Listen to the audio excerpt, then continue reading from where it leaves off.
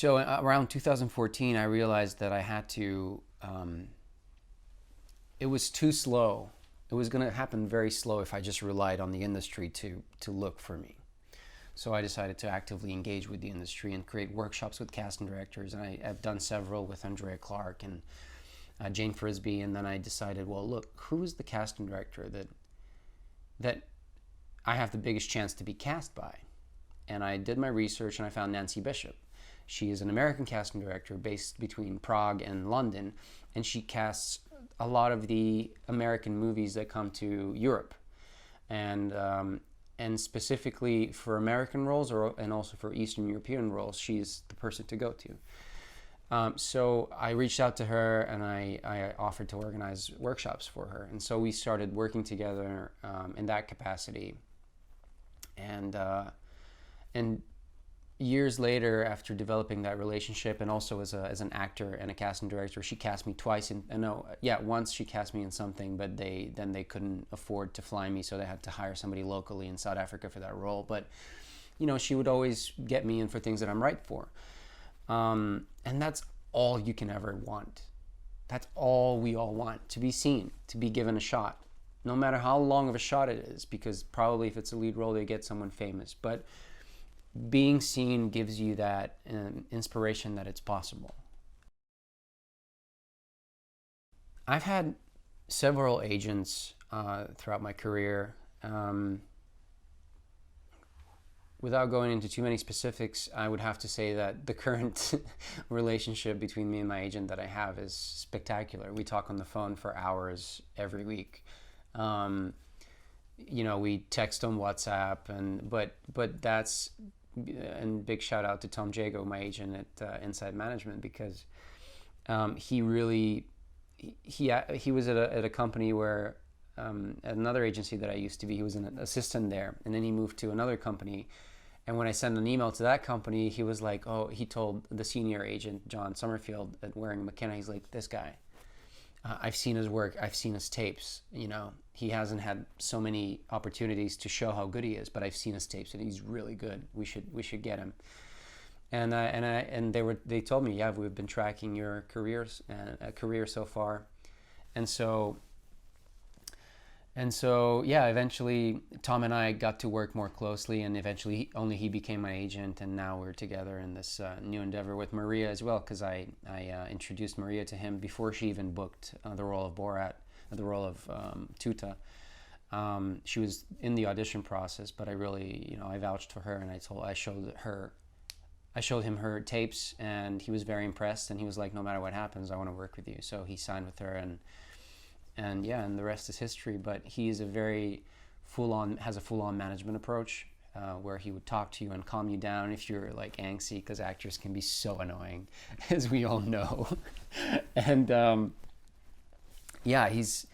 I think that's important, to find the dynamic that works for you. Some people maybe don't like to be so personal with their agent. Some agents don't like to be personal. My previous agent would always email me. We would almost never talk on the phone, and that's their style. But maybe that's because maybe it's partially because they represented more people. But you have to find. But the truth is, when you're a young actor, or no matter, like when you're starting out and you're trying to get an agent in London, my advice would be just email everybody, because it's a mixture of different factors, whether or not somebody's going to see you, whether or not they have another person like you, whether or not they're looking for people at the moment, or whether or not, there's so many factors that you can't possibly know about every agency. Maybe you can know about one because a friend of yours told you, my agent is looking for Bulgarians now, because Bulgarians are hot. But but it's just email everybody. There's on Spotlight, there's this thing called contacts. You can see all the emails for all the agents. Just write a cover letter highlighting your best qualities, your best work. Put your show reel, put your headshot and your CV, and send it to everybody. And you probably, out of 300, like I've done this several times, and out of 300 emails, I've probably gotten like 2 or 3 yeses. Yes, we would meet with you. So it's very competitive, and you never know, but you just have to keep doing that. And if nobody answers, don't despair, because it's happened to me. It's happened to many people over and over again. You just have to, you build more work. And you don't have to wait on the industry to cast you. Make your own stuff. Make your own short films. Make your own whatever you want. Play, showcase. Or just go and get better. Go to acting studio and get better. Go do a show reel for yourself. I think actors we're such people for hire that we don't really realize what power we have, and that we can be filmmakers. We are the essential storytellers of anything that you see. Not like everybody's massively important to the creation of a movie or a TV series, but the ones who are driving the story are the director and the actor. Dig into that power and make your own stories. It doesn't have to win an Oscar, but just do it for you. So do it. Just do it! I definitely believe in energy. I believe in karma, yeah. I believe in reincarnation. I believe that we could also be in the Matrix. That's one of my theories. The other theory is that I'm God, and this is my universe, and you're projections of me, but I also at the same time believe that you're God, and he's God, and he's God, and I'm a projection, and you're a projection.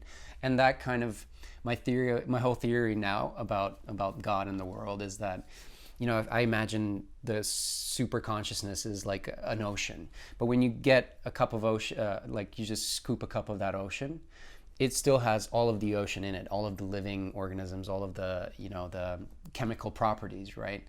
And so, boom, you take a glass of God and you pour it in me and you pour it in you. And that's why you and I are the same thing. And that's why I should never feel, and that really, when I started actually believing this, I haven't felt jealousy since, and I haven't felt, what's a better word? I haven't felt envious to anybody else's, because back in the day when I would audition and I wouldn't get something that I really want, like Finn in Star Wars, because I had multiple auditions over months and months for the lead role in Star Wars. I was like, yes, because I've manifested this for so many years. It's finally going to happen for me. I'm going to be a Jedi, zoom, zoom. I would play with like swords that I make in my house when I was a teenager. So Star Wars is like my life. Like I'm Star Wars. Anyway, so when I didn't get that, it really broke me for about a year. And I did not know how to deal with that rejection. And I think that's something that is not taught in acting school and drama school that really should be paid attention to, is the mental health of the artist. And we're supposed to be, and it's, with modeling, you're always told no based on your appearance, and that's horrible. And as an actor, you're told no for who you are, for your essence, for how you look, for your talent. And even to this day, I can say that I'm a successful actor, but I still get 50 no's a year, maybe get 2 yeses, and that's a good ratio. So there was this acting tip that Bryan Cranston gives at this festival. It's on YouTube, people can Google it, but it really resonated with me and really changed the way I started perceiving auditions, which was, don't go to an audition to get a job, go there to do a job. You're an actor, right? You get given a text, you have 2 days to learn it, you have 15 to 20 minutes to perform it in front of an audience of 2 or 1 or 3 or 10, and that should be enough because you get to perform. When I shifted that thing in my brain, I really started enjoying auditions more. I got rid of a lot of the nerves, and a lot of acting is relaxation and confidence, because no matter how talented you are, if you don't have those 2 basic things, you can't do the best that you can. You can't do the best work that you could. Throughout, engaging with people like Nancy, Nancy has asked me to help her out with, she has point people in different countries in Europe, because the infrastructure is not here. In Bulgaria, for example, there's no infrastructure for finding people who for projects abroad, and that's what I'm doing now with Jupiter Lights Talent Management, is setting up this infrastructure to sort of connect the talent here with the industry over there through Spotlight, and also I was helping Nancy cast various things.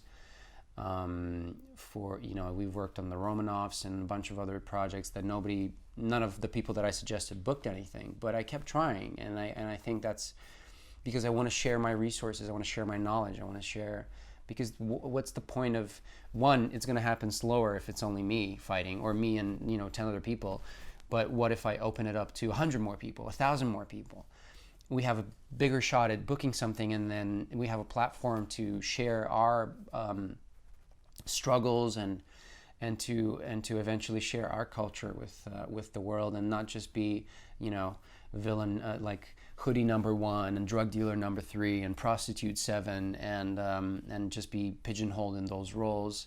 And if what really annoys me is that whenever there's a positive Eastern European story on Western TV or film, it's always played by Tom Hardy or somebody from, and I love those actors and I love watching them, and I would still watch those movies. And I know why. It's just the way the system works. You have sales agent distributors, they want stars. Nobody's gonna greenlight something with somebody, a name they've never heard, no matter how good of an actor they are. And that's why we have to seize those moments where, for example, Nancy called me and said that there's a big, huge role in a huge American movie for a teenage, for a Eastern European actress who has to play a teenager. She couldn't tell me more. She didn't know more about Borat at the time. But I was in Beverly Hills. I was living in LA when it happened, and like it took me 3 days to kind of like send NDAs, explain what NDAs are and why we have to sign them, and then send the sides, and then get the tapes, and then download the tapes and upload them again and send to Nancy. It was like the most intense. Like, casting work is so important, and it's so underrated, and it's so underappreciated by everybody, but it's just the most grinding work that people in our industry can do, and it's. And big shout out to Nancy and to every casting director out there, because I know how hard it is, and I don't want to do it. I don't want to do it anymore. I feel like I've paid my dues, and I've helped somebody in the face of Maria Bakalova, who booked eventually the role of Tuta in Borat. And I think Maria's success is another huge step towards unbiased casting, because I think one of the last discriminatory frontiers of casting is accent and language. But what Netflix and Amazon are proving with the globalization of all the products that they have, like TV series and movies, and there's so many foreign language things that are watched everywhere around the world, and they're you don't just have to be American or British to be worthy of being watched. And I think it's a beautiful new time, and I'm very happy that I had a little bit to do with it, and I did my little part. So I think that's what's exciting about the world right now, that it champions talent above anything else, whether it's race, gender, sexual orientation, et cetera, et cetera, et cetera. It's all about talent now. Hopefully, it gets more and more like that, and it's been a huge endeavor from a lot of our colleagues across the pond and in London and in the UK.